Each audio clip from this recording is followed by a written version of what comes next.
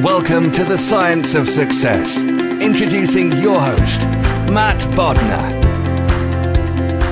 Welcome to the Science of Success, the #1 evidence-based growth podcast on the internet with more than 2 million downloads, listeners in over 100 countries, and part of the Self-Help for Smart People podcast network. In this episode, we discuss real-life Inception with a former bank robber turned neuroscientist. Is it possible to plant ideas in your head? Are your memories an accurate reflection of past reality? Can you change and mold your memories to be different? We open the door on human irrationality and explore why and how we make bad decisions and what you can do to make small changes that will create a big impact in your life, and much more with our guest, Moran Cerf. I'm going to give you 3 reasons why you should join our email list today by going to successpodcast.com and signing up right on the homepage. There's some amazing stuff that's only available to our email subscribers, so be sure to sign up and join the email list today. First, you're going to get an awesome free guide that we created based on listener demand. This is our most popular guide, and it's called How to Organize and Remember Everything, which you can get completely for free, along with another surprise bonus guide. You got to sign up to find out by joining the email list today. Next, you're going to get a curated weekly email from us every week called Mindset Monday. Our listeners have been absolutely loving this email. It's short, it's simple, it's filled with articles, videos, stories, things we've found interesting or fascinating in the last week. Lastly, you're going to get exclusive content and a chance to shape the show. You can help us vote on guests. You can help us change our intro music and much more. You can even submit your own questions to upcoming guests. You'll also have access to exclusive giveaways that only people who are on the email list get access to, and much, much more. Be sure to sign up and join the email list. There's some incredible stuff, but only subscribers who are on the email list are getting access to this awesome information. I wanted to also highlight, before we start this interview, we had an amazing conversation with our guest, Peter Schallard, a couple weeks ago, where we looked at the gap that exists between learning and doing, and why it is that so many smart, ambitious people invest hours in their growth and development, but fail to see breakaway external results for the time they've invested. If you sometimes feel overwhelmed by all the things you know you could or should be implementing to level up your life or career, then that episode will blow your mind. We explore what science is telling us about the actual execution of concrete individual growth and measurable upward mobility across various dimensions of life. We share the most effective tactic for moving yourself from learning to doing, and much more with our very special guest, Peter Schallard. That interview is one of the most impactful interviews we've done on the Science of Success. It's completely different from any other episode, and it will help you finally take action on what you've been procrastinating on. Check that episode out. Now for our interview with Moran. Today, we have another fascinating guest on the show, Dr. Moran Cerf. Moran is a professor of neuroscience and business at Kellogg School of Management and the Neuroscience program at Northwestern University. He's also a member of the Institute of Complex Systems and was recently named one of the 40 leading professionals under 40.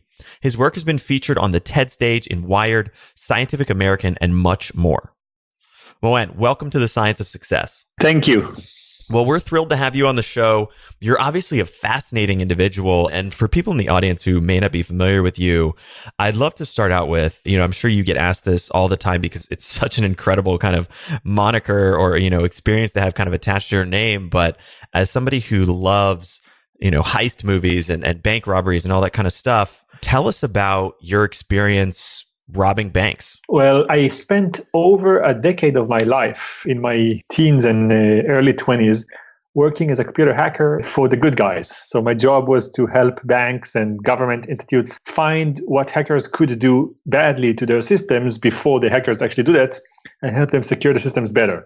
So in doing so, one of my jobs was actually to try to break into the organizations, to the banks, to the financial institutes of sorts, and find flaws in the security so we can secure them better. So I did have a lot of bank robberies on my sleeve. And in some of these cases, I mean, obviously a lot of it was sort of digital penetration testing, but in some cases you actually physically robbed these banks.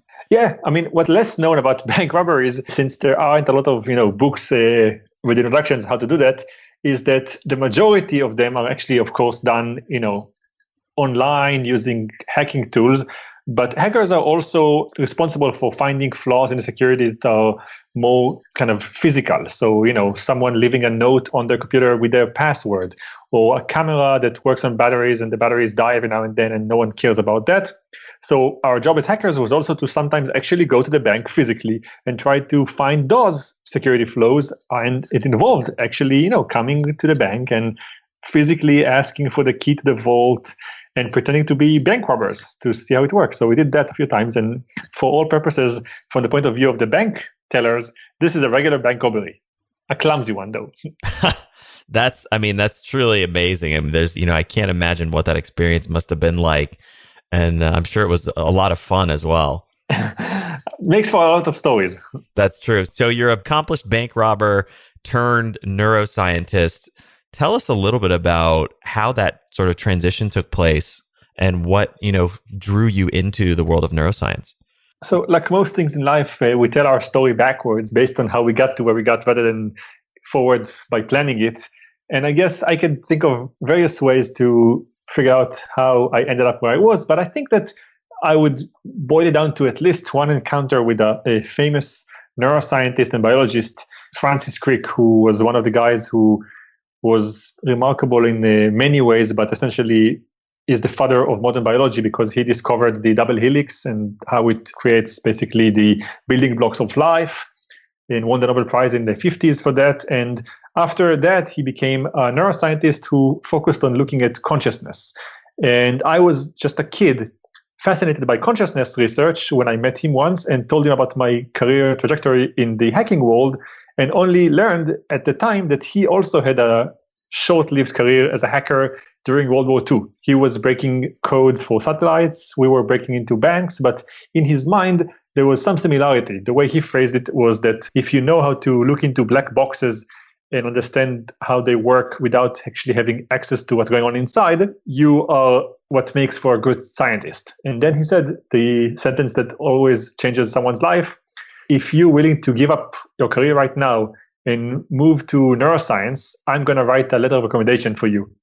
And with the letter of recommendation from the Nobel laureate who discovered DNA, you pretty much can go to any school you want. So this was the moment that shaped everything and made me leave my career as a hacker and start one as a neuroscientist, trying to look at black boxes in the brain. That's fascinating and really, really interesting. So I'm curious, I mean, I know a lot of the work you've done has kind of been around decision making and how our brains work, starting out with kind of this core premise. I mean, when you look at, and I think this is something that's being rapidly adjusted, but if you look at something like economics or many of the kind of social sciences, there's this presumption that people are rational actors who make decisions in their best interest. Is that a roughly accurate way to think about human behavior? So yeah, I mean, so what you're alluding to is exactly right. For the last 180 years, economics and much of the business world relied on a mistake.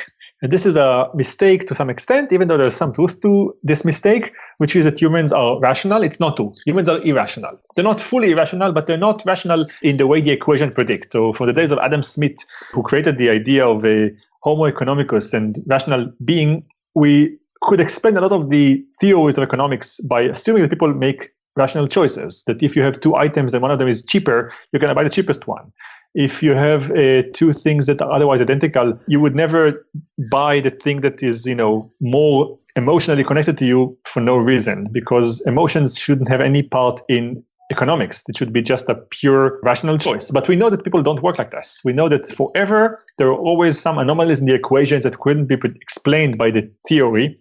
And this was the psychology of human beings, that sometimes we do buy the most expensive thing just because it signals to others that we're willing to pay a lot of money for something expensive. And it makes no sense economically, but it makes total sense for us, because pride is something that the equations of Adam Smith couldn't really put in as an argument.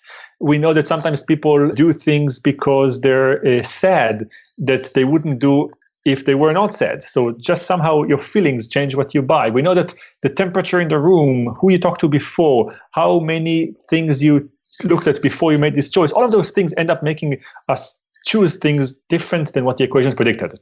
And for the last 20 years, there's been a field called behavioral economics that basically took all the mistakes, so to speak, of the predictions and explained them. And they explained them using psychology. They said people aren't rational. People have all kinds of works of their mind that lead to what they do that cannot be explained by just looking at an equation, but can be explained perfectly if you look at psychology.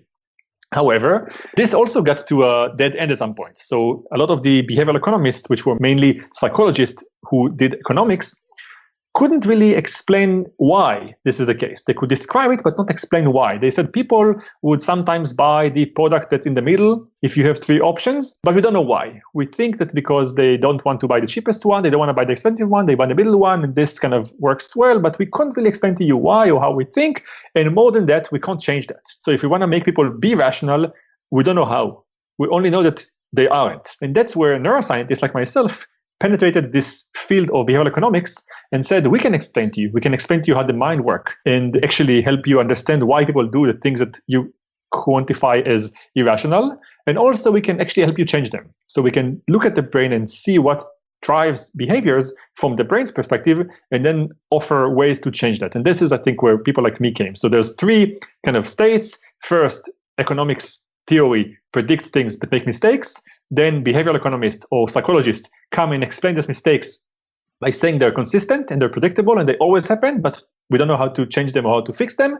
And now neuroscientists come and say we can fix them, change them, and even offer a kind of complete explanation of how people behave. And that's where I come into the world of economics, business, and bring neuroscience to the game. So let's explore that a little bit more. Tell me about, what are some of the kind of conclusions or explanations that you've uncovered and worked on discovering around how people behave irrationally and perhaps how they can change or modify that behavior? So I'll give you examples of irrational behavior, what we understand about how people work, and then how we can change that. So for instance, there's a classical experiment that actually won its author the Nobel Prize, Daniel Kahneman, in the early turn of the century, where he showed that people behave irrationally in the following way. So imagine that you, for instance, bought a ticket to the movies for $10, and when you arrived at the theater and you're about to enter, you realize that somewhere between your home and the theater, you lost the ticket. It fell out of your pocket, and you now lost a ticket. And they asked the question, would you now stand in line and buy another one for $10? And some people said yes, but many people said no. I'm fed up with this theater. I'm upset. I'm going home. And then they ask people a different question. They say, imagine you didn't buy a ticket. You just went to the theater to buy one. And on the way to the theater, you lost $10. Would you now not buy a ticket to the theater?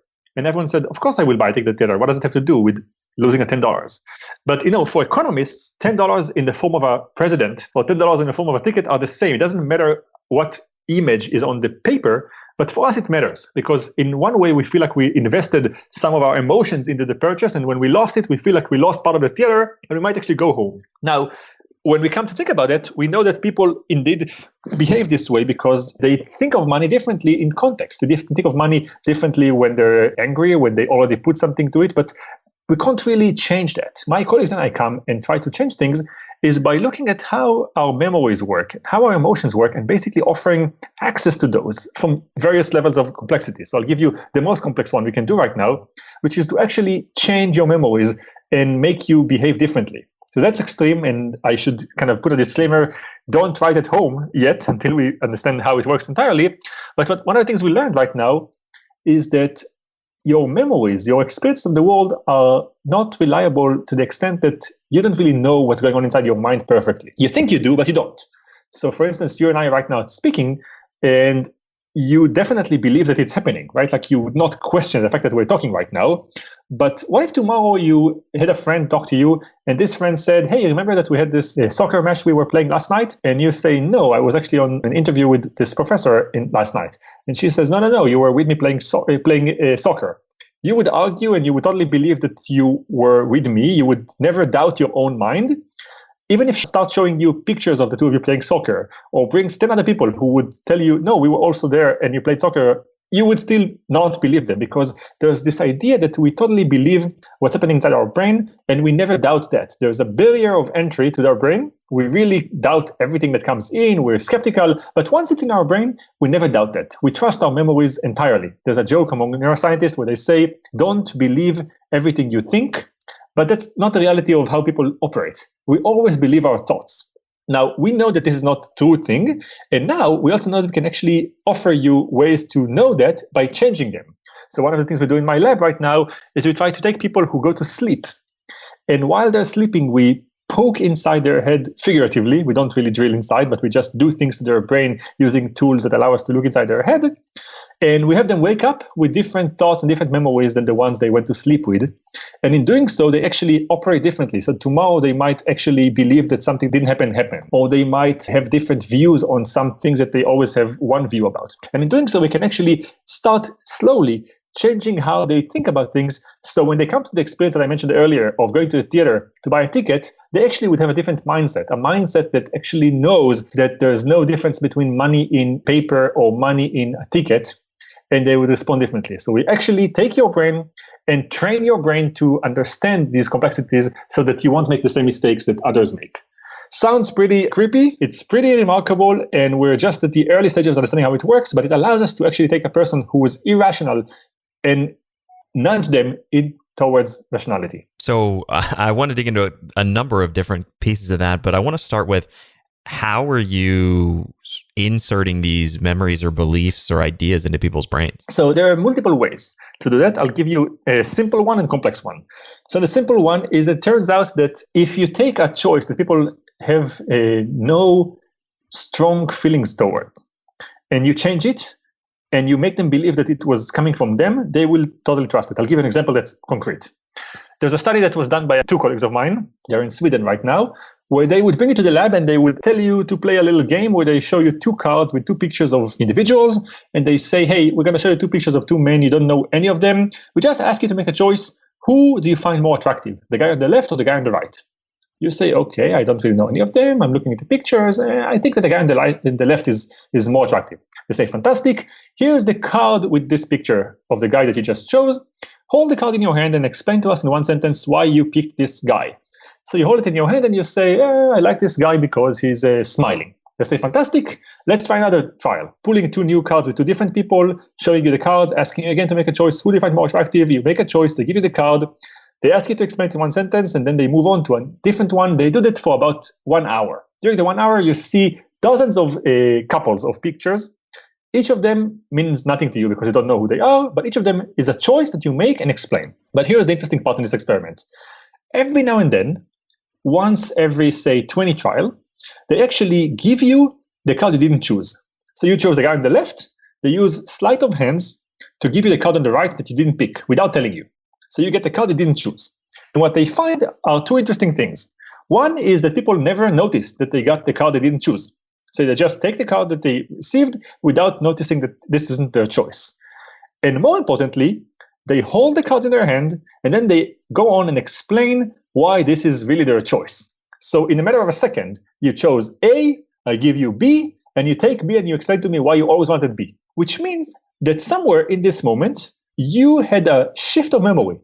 You make a choice, I change something in what the outcome is, and you will go on to explain it. And if I ask you to explain it more, you will create a more complex web of associations about this choice that you didn't make that will make you believe that it's really true. So here's an example for that. Imagine you go to the supermarket and you're about to buy 10 different items. One of them is a toothpaste. You go to the shelf and there's Colgate on the left and Crest on the right, and you sit there for a while and you debate which one you want more. And you try to be rational about it. You say, I'm going to look at the color of the package and the price and how much cc of toothpaste is there and what's more friendly environmentally, whatever. And you ultimately choose Colgate, let's say. You put it in your basket and then you go on and you shop for other things, and at some point you get to the checkout. But between the moment you chose Colgate on the shelf and the moment you got to the checkout, I sneak into your basket and I replace the Colgate with the Crest. If the choice means nothing to you, which is what's true for most choices that are kind of arbitrary, you would not notice that I actually replaced the Colgate with the Crest. You will buy the crest. And if I stop you on the way outside the supermarket and I say, hey, we're interested in market research to ask you why you chose crest, you're going to never say, you know what, I have no idea, or I actually chose Colgate. You will just go on and explain in detail why crest is better and why you like the minty taste or the whitening compound or whatever. And if I probe even more and ask you for more explanations, you're going to dive deeper into your brain and come up with even more complex answers. And the more complex the answers you're going to give me, the more convinced you will be in the truth of those answers, to the point that then you will actually be convinced that you really like crest. Tomorrow, you're going to buy crest yourself. So this is a small experiment where we just ask you a question about something you didn't want. And in answering them, you create the associations in your brain that make you believe that you wanted it and go on and really desire this thing. So that's like one example of creating memories. There's a complex one that I just mentioned briefly, because this one really is not something that's tangible in any way for your audience, but is something that scientists do a lot, which is we actually look at patients who undergo brain surgery and do things inside their head. So one of the things I'm known for as a researcher is this work that we do for the last now almost 2 decades, where we work with patients who undergo brain surgery for clinical purposes. And during the surgery, the surgeons place electrodes inside their head in order to understand how they think and work and to identify the source of their problems. And what we do is we say, since you already are going through surgery and you already have electrodes in your brain, we also want to study you. We want to also ask you if you want to buy Colgate or Crest while you're on the operating room and understand how you make the decisions. And essentially, we use those wires inside people's brain to understand how memories work, how thoughts and feelings are created, but also to understand how choices are being made and change them. So that's the extreme version of what I just said earlier. Instead of having you change things outside of your brain and explain them, we actually go inside and help you change them yourself and explain them differently. So that's something that you really shouldn't try at home. But the first one is a version of simple one of me moving your choice into one direction and having you explain why, and in doing so, create new answers. That's interesting and a little bit scary, but really fascinating. I agree. I want to get into kind of some of the implications of that around human augmentation and some other things. But before we kind of get down that whole rabbit hole, I want to stay on this decision-making track for a few minutes. That experiment reminds me a little bit of kind of the commitment and consistency bias that Cialdini writes about in the book Influence, and kind of I don't know if you're familiar with the yard sign experiment, where they would go and ask people to put like a little sticker that said drive safely on their window. And then they would come back 2 weeks later and those people would be willing to put these gigantic billboards in their yards that said drive safely. I think what we're alluding to, and that Cialdini is known for that, and I think that others are kind of following his suit right now, is that if you do a small step to change behavior in the right direction, the brain will be helpful in helping you do it yourself in a much bigger way. So, people ask me, how do you kind of change behavior of someone? And changing behavior is really, really hard. But making small nudges is really easy. And what we learn is that many times this small movement starts things on its own if you see a reward. So think about going to the gym. If you take a person who is overweight and tries to lose weight, the idea of losing 50 pounds seems impossible and seems really, really hard. So people kind of lose hope right away, even before they started, because it kind of feels impossible. But making a person go to the gym once, working really hard, and feeling something the day after is easy. If you do it once, you will feel something. And this feeling that something works is enough to actually make us want to do it just one more time. So I think that if you're trying to change someone's behavior, going for 180 degrees is really, really hard. But going for 10 degrees is possible. And the hope is that once the other person sees that change is happening, they will carry the 170 degrees remaining themselves. So I think that's kind of where we're going. We don't really say, let's take a person, poke in his brain and make him wake up differently. We don't say, let's take a Democrat and wake him up a Republican. But we say, let's take a Democrat and just offer him a new lens on the views that he had before. And maybe this is enough for him to actually be open to new ideas, to talk to a Republican, to talk to a person who is a little more conservative. And that's enough to move things in directions that are more kind of converging. So you can take people from opposing opinions and just have them find a language that can be used for the two of them to talk. You can take people who are having difficulty changing behavior and give them the steps towards changing behavior. And I think that's something that was known to a lot of psychologists for a while, but now we're starting to look at the neuroscience evidence. We actually we quantify the change. So you would go to a therapist before and talk about your girlfriend who dumped you and hope that things are going to get better after a few meetings. Now we can actually quantify the therapy. and tell you, yes, things are moving. You actually are showing changes. You see things differently or better over time, and this means that you're making progress. And I think that many people, once they see that something works, they do the work themselves to make it work fully. And that's like a good tip, I guess, for people altogether.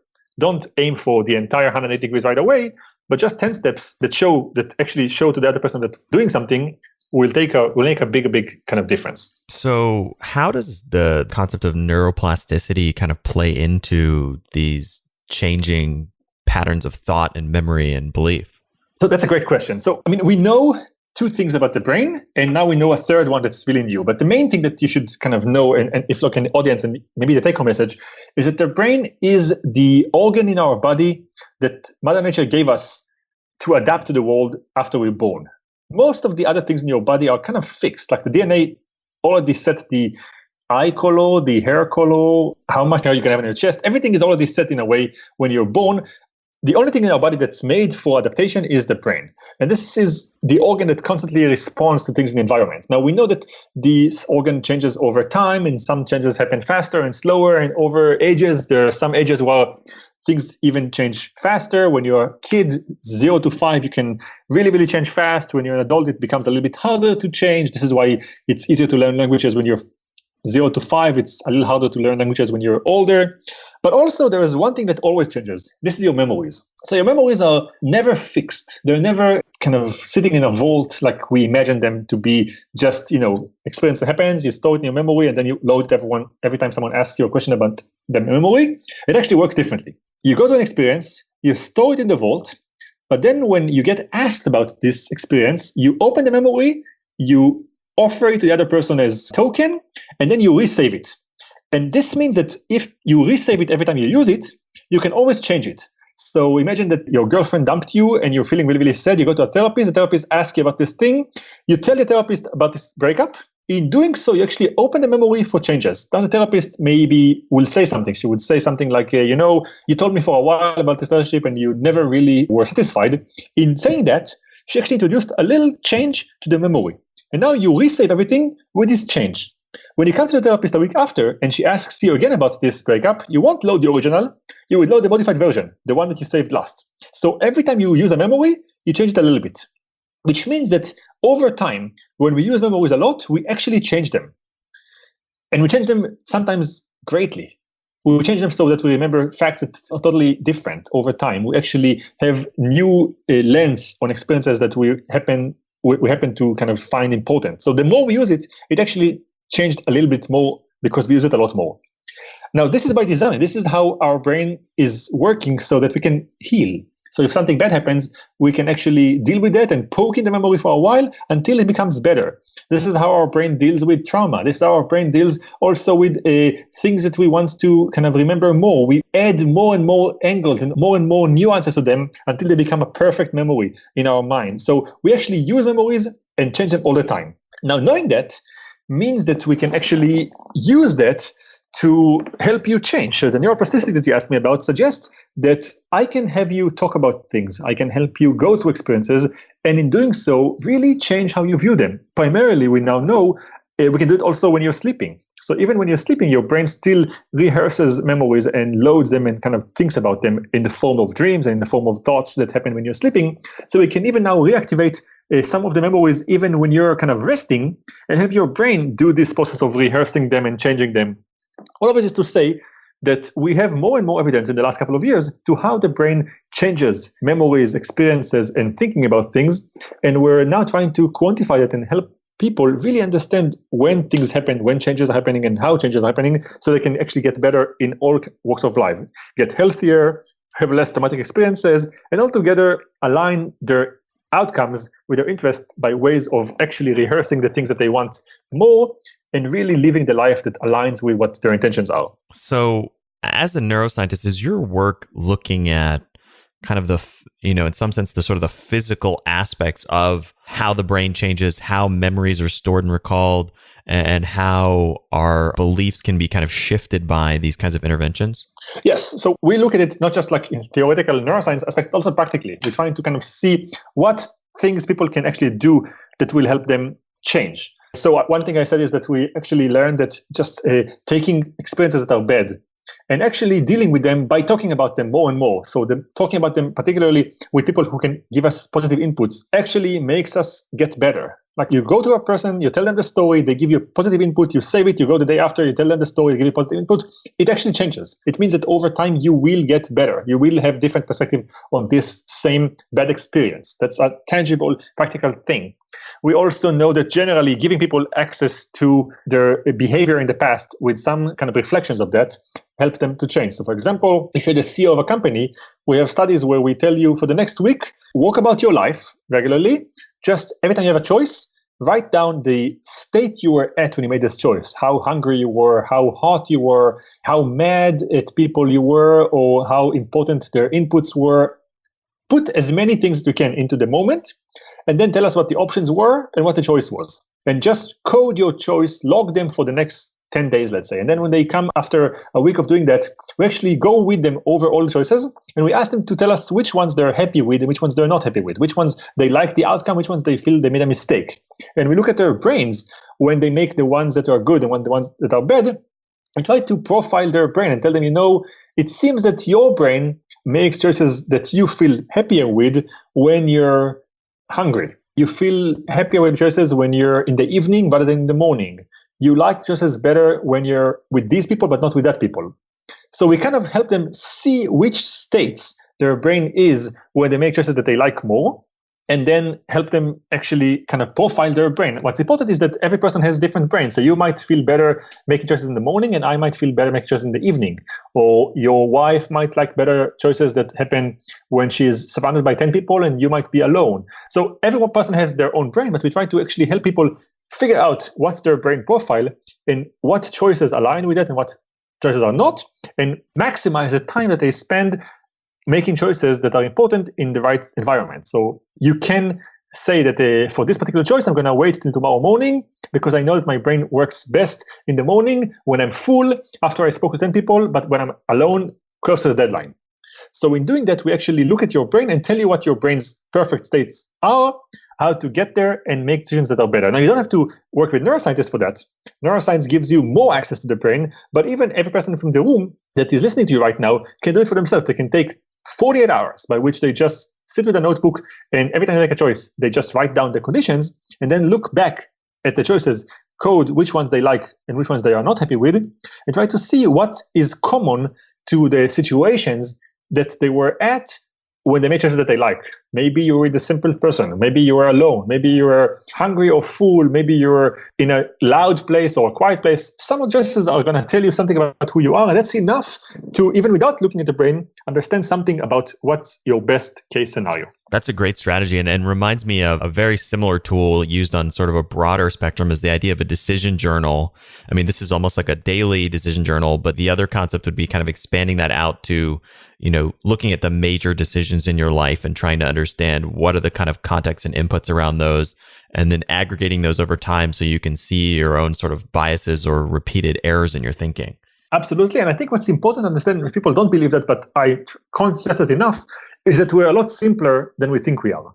People think, but until you understand the complexity of my mind, you need hundreds of choices and to follow me constantly and really understand. People think that they're very unique, and it turns out that for the sake of brain and choices, we're a lot more simple. We're a lot simpler than we think we are. We are all falling into one of very few clusters.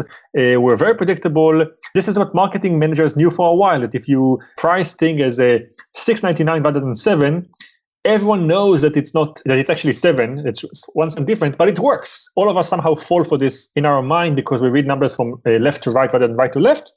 And even though one of us is an engineer, another one is a housewife, a kid, an adult, speaking English or not, we all fall for that. So somehow marketing managers realize that when it comes to choices, we're a lot more similar than different.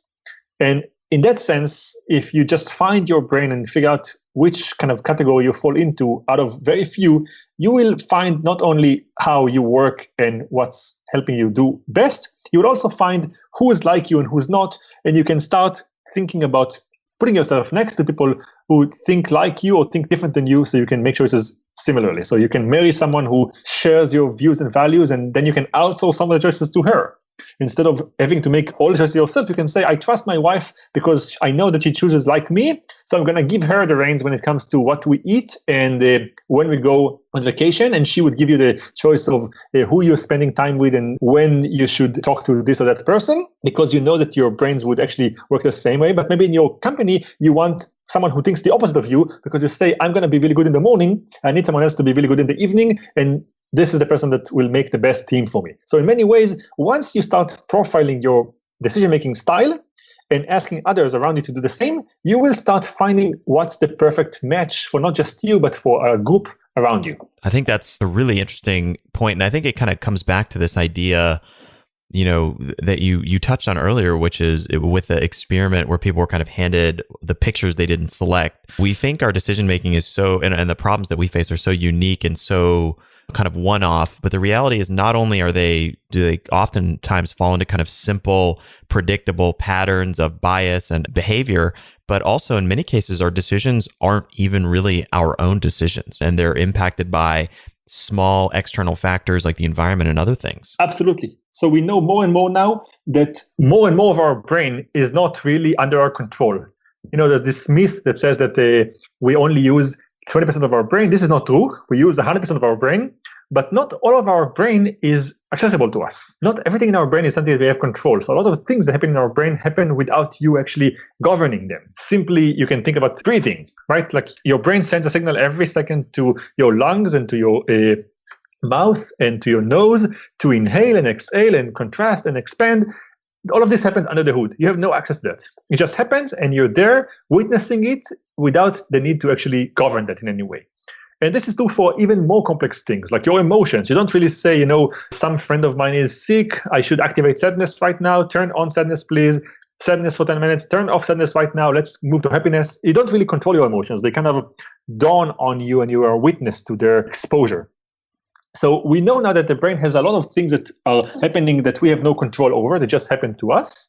We're beginning to actually understand how they work and how to get control over them. But for the sake of the immediate moment, we should know that a lot of things happen in our brain that we don't have access to, but they do have influence on our life. The temperature in the room changes how you respond to things. There's experiments where people are asked to hold a cup of tea in their hand while they write an essay about their mothers. And whether it's a cup of hot tea or a cup of iced tea changes how nice or warm or cold they are in their writing about their moms, just because the temperature in your body reflects thoughts that are in your mind differently. So you probably have all the repertoire of options of things that you think about your mother, but if you're cold in your body, you will reflect some of the negative ones, maybe more than the positive ones, even though both of them are in your head. And this is all part of like this big field. It's called embodied cognition, that shows time and again that a lot of things are happening to us that are driven by our mind and our body that we have no full control over. The more we understand them, we can actually predict how they're going to work, but at the same time, they're governing how we think, decide, and operate without us knowing exactly how they are going to influence us before they are actually manifested themselves. And so what can we do, or maybe, somebody who's listening, how can we kind of constructively think about the idea of embodied cognition and these other things we've been talking about, decision-making and behavior? How can we incorporate that into our own decision-making process and try to, live with that effectively or be better decision makers as a result? So I'll give you a few quick ones. First of all, just by knowing about it. If you just know the term, if you go to Wikipedia and read about it, if you listen to our conversation right now, immediately things get different. You immediately become more aware of that just by knowing that these things exist. If you have a name for something, you can think about it. And if you can think about it, you can actually control it. So just whoever is listening to you right now, already by listening, made the first step. Let's take it differently. Another step that we can make is also to code things. So we said that the CEOs of companies come to us and we tell them, please write down what was the noise level in the room when you make a choice in the boardroom. Tell us who you were with. And just by coding things in your life, you will become aware of the patterns and you will start changing them. So that's option number 2, which we mentioned. Option number 3, of course, is to work with a neuroscientist who can actually look at your brain and analyze your brain as you make choices and really kind of create a pathway and diagrams that explain to you how you choose and how to change that if you want. And option number 4, which I think is my preferred one, is to surround yourself by people who over time prove themselves to be decision makers that you like, and outsource some choices to them. So, I always go to restaurants with people I really, really like to have dinner. And when the menu comes, I tell the other person, choose for the two of us. And sometimes I will choose for the two of us, sometimes they will choose. We separate choices. So I say, I trust you. I know that your taste is great. I like new experiences. I know that you're going to want what's in my best interest. You choose for the two of us. And I'll do the same next time so we can not overload each other with our choices. If none of us are aware of each other that well, I ask the waiter to say, hey, give me like 2-3 options that you think are good, and I randomly choose number 3, just to kind of make it so that I would commit to something, but not fully choose always the first one, because it might be driven by some other ideas. So those things actually ease our lives, because they tell us, first of all, that A, we don't have to make choices, but B, the choices that we make when it comes to small things are usually pretty similar. Like, you won't be that disappointed from the salad compared to the steak, and you think before that you really will be, but you won't. And also, as you start to get the outcomes of choices and you see which ones you're happy with, which ones you're not, who chose them, you start to know something about your colleagues and your friends, and you say, okay, every time I go to steak place, I should take Leslie and have her make a choice, because the past history shows that she is really, really good. Every time I go to a movie, I should go with Anthony and have him choose, because I know that he is making a good choice. And in doing that, we A, become better friends, but also B, remove a little bit of the load the choices have on our brain. We know that making decisions actually is a tax on our brain. Having many of them tires our brain. So if they're not that important, why not divide them by people and take people that you know are making good choices in domains and have them do those for you? That's tip number 4 out of 4 ways to actually, do better in choosing. So I want to come back to what we talked about earlier, kind of the idea of inserting memories and transforming the brain. You recently gave a TED Talk called Humans 2.0, where you kind of talked about human augmentation and a really interesting kind of future of how we can apply technology to the brain and enhancing our cognition. I'd love to hear your thoughts about that. So if you look at evolution, it's a really, really slow process. It takes millions of years.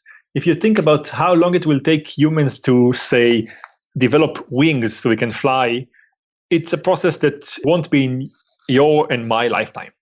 It will take years of evolution if it's even advantageous for humans to have wings. But for the first time in history, we actually are able to take over evolution and enhance human bodies much faster. Rather than millions of years, it could be a few months or years. We do that by actually harnessing the power of technology and the power of the brain. So what we know about the brain is that the brain is a machine that gets input and learns what's the signal in this input.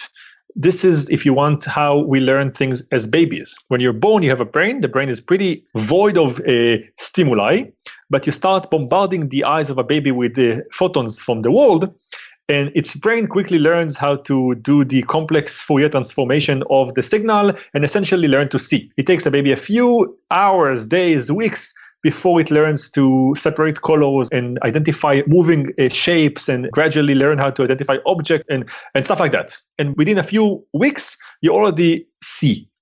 And you see the same way you see after many, many years of training. And you see by having your brain do complex processing that's happening under the hood.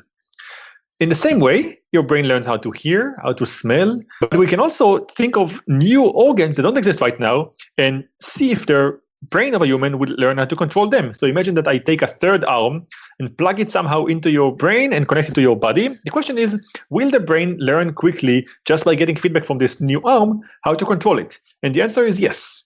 The answer is, in some experiments that were done on animals and a few that were done on humans, we plug new devices into the brain, and we see that the brain within a few weeks or months usually learns to control them. So the classical example would be the cochlear implant. That's a device that people that are deaf use to hear.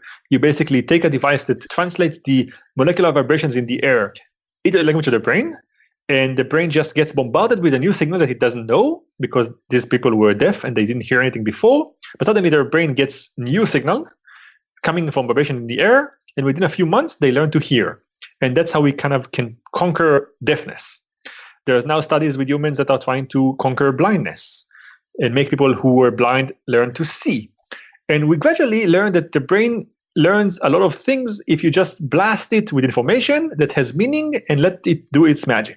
Now, in the same way, we can imagine a world where we indeed connect a third arm and teach you how to control it, or plug two wings into your brain that will start flapping and changing how they feel.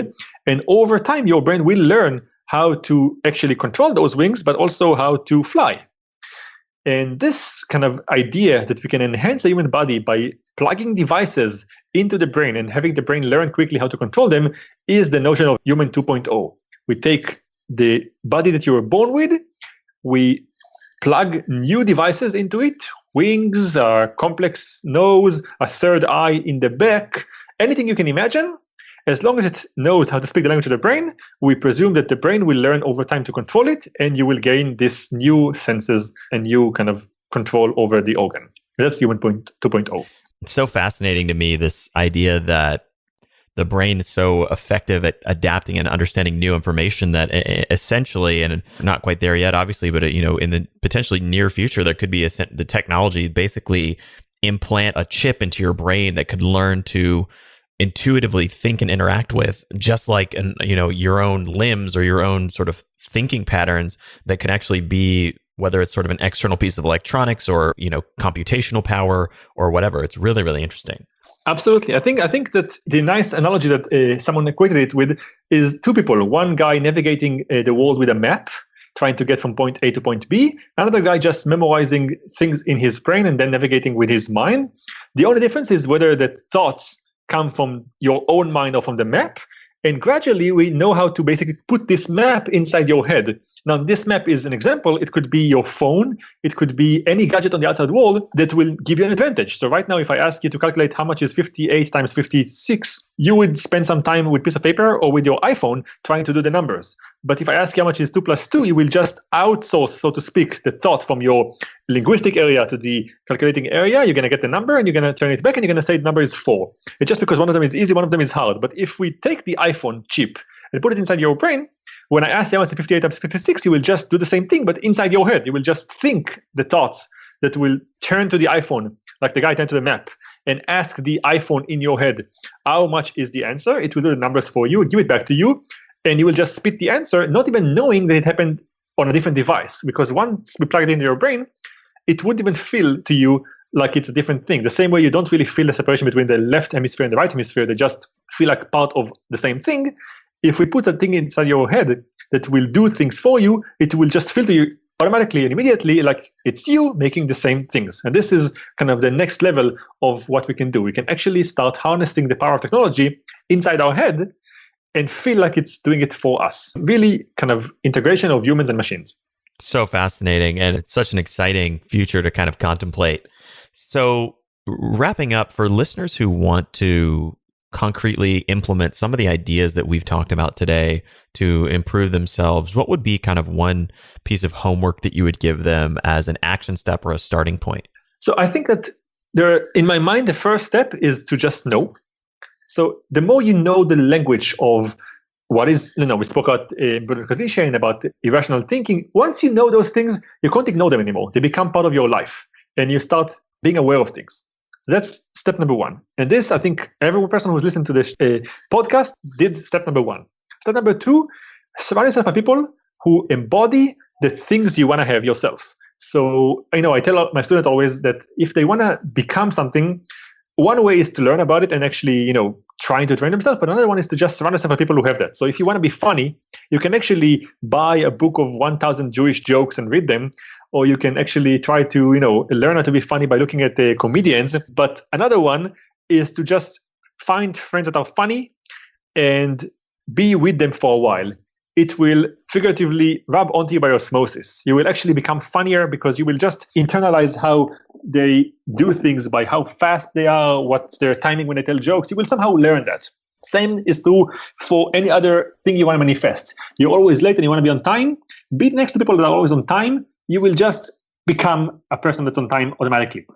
And I think this is tip number two that I always try to kind of do on myself. You think what you want, you find people who have that, and you put them next to you. And this works magically in changing you without you needing to work for that. It just happens automatically. And where can listeners find you and your work online? So I have a website. It's my first and last name.com, morancerf.com. And generally, I'm the easiest to find. If you just look my name, there's so many now talks and videos that my students and I have given that it's the easiest to find. Like really, the most accessible scientist you can imagine. Well, Moran, thank you so much for coming on the show, sharing all this wisdom. Such a fascinating career and life you've had, and it's really cool to see how you're applying these now to help people become smarter and to change neuroscience. Thank you so much, man. It really was a pleasure. Thank you so much for listening to The Science of Success. We created the show to help you, our listeners, master evidence-based growth. I love hearing from listeners. If you want to reach out, share your story, or just say hi, shoot me an email. My email is matt@successpodcast.com. That's matt@successpodcast.com. I'd love to hear from you, and I read and respond to every single listener email. I'm going to give you 3 reasons why you should sign up for our email list today by going to successpodcast.com, signing up right on the homepage. There's some incredible stuff that's only available to those on the email list, so be sure to sign up, including an exclusive curated weekly email from us called Mindset Monday, which is short, simple, filled with articles, stories, things that we found interesting and fascinating in the world of evidence-based growth in the last week. Next, you're getting an exclusive chance to shape the show, including voting on guests, submitting your own personal questions that we'll ask guests on air, and much more. Lastly, you're going to get a free guide we created based on listener demand, our most popular guide, which is called How to Organize and Remember Everything. You can get it completely for free, along with another surprise bonus guide by signing up and joining the email list today. Again, you can do that at successpodcast.com, sign up right at the homepage, or if you're on the go, just text the word SMARTER, SMARTER, to the number 44222. Remember, the greatest compliment you can give us is a referral to a friend, either live or online. If you enjoyed this episode, please leave us an awesome review and subscribe on iTunes, because that helps boost the algorithm, that helps us move up the iTunes rankings and helps more people discover the science of success. Don't forget, if you want to get all the incredible information we talk about in the show, links, transcripts, everything we discuss, and much more, be sure to check out our show notes. You can get those at successpodcast.com. Just hit the show notes button right at the top. Thanks again, and we'll see you on the next episode of The Science of Success.